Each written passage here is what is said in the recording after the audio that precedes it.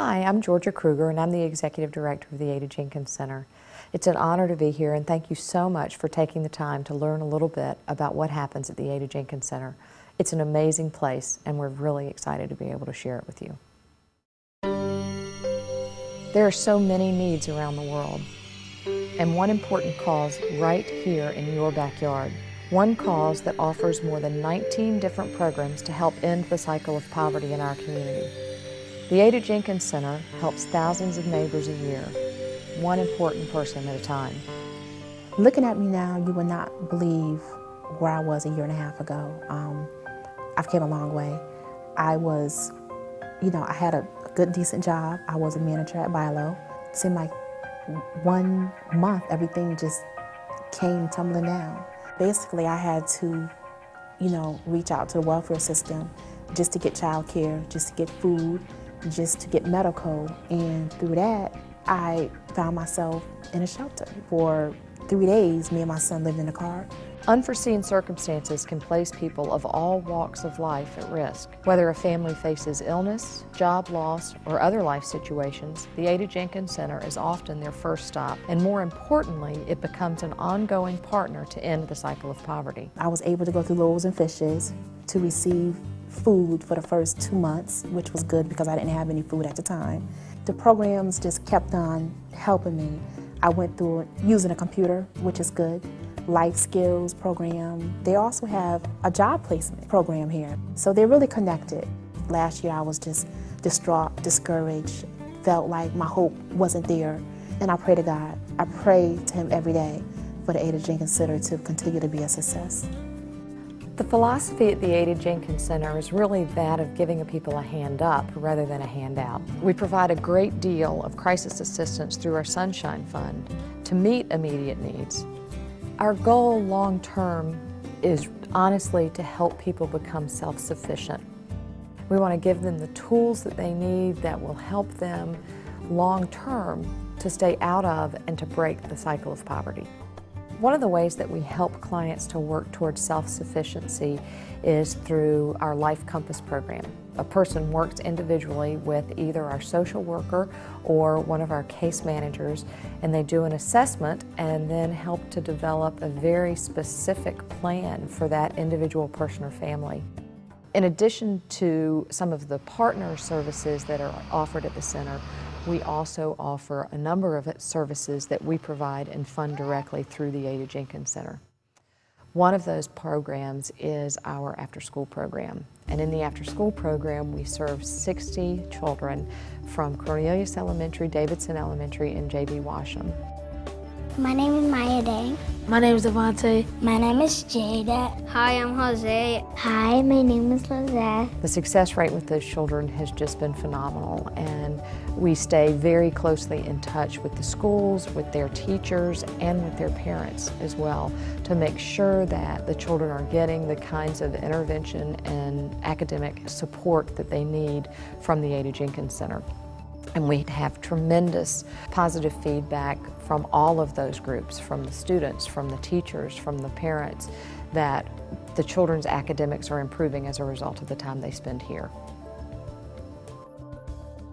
We are here to help our children academically, but in order to do that, we have to form a relationship with them, because most people have academic issues not because they lack intelligence. It's because other things are going on in their life that prevent them from accessing their potential. We had a little girl, she was a second grader. She was struggling with her reading, and it was time for her to read. So our volunteers and our coordinator were trying to get the little girl to read. And this was a daily process of trying to get this child to read. So that she would climb under the desk, they would climb under the desk with her. And it got to be, well, this is our reading nook. We'll read under the desk. Our teacher, who was gifted and worked with the children so well, would get under there with the little girl too and say, you are a reader, you are a reader. And it got so that finally the little girl wouldn't have to be under the desk. She'd actually sit in her chair.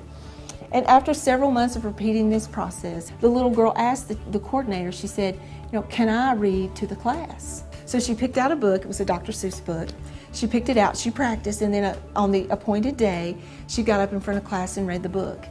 And at the end of the day, she walked over to her teacher and said, I'm a reader. That little girl believed in herself, and had an experience of success.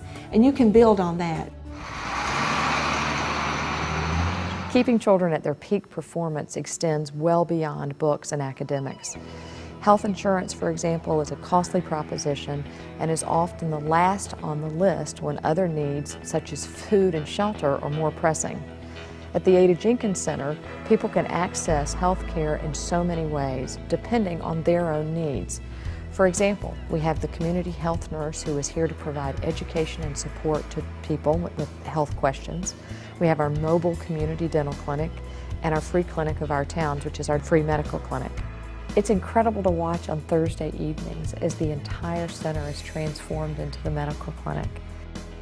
Offices become exam rooms, the hallway becomes a reception area. On any given Thursday night, the clinic sees somewhere in the neighborhood of 35 patients, and it would absolutely not be possible to do that without all of the volunteer physicians, nurses, and other medical staff who give of their time. There are also other individuals who come to help us process those folks to get them in the door. One of those volunteers is a licensed clinical social worker, and she's able to come assess patients really with a mental health assessment and make referrals to the appropriate agencies as needed. In addition to those other medical professionals, there are a number of students from Davidson College who are pre-med. As with all of our volunteers or with all of our programs, it would not be possible for us to do what we do without their help. When people can't come to the Center for Services, we do our best to take services to the people. The services at the mobile dental truck are provided totally by volunteers. We have 2 paid staff members, a driver manager who is a certified dental assistant, and myself. I'm a social worker and I coordinate the clinic. We have over 20 dentists that volunteer with us and many other hygienists and dental assistants, translators and office workers, and nurses that take blood pressures for us on a regular basis. I think if someone were to ask me why they should support the Ada Jenkins Center, really my answer would be threefold. First, the center is practical. We're truly a one-stop shop where collaborating ensures the best quality of services. Secondly, it's comprehensive, and that participants work on several issues at the same time. Thirdly, it's economical because resources are shared, which maximizes the donor's impact on the community.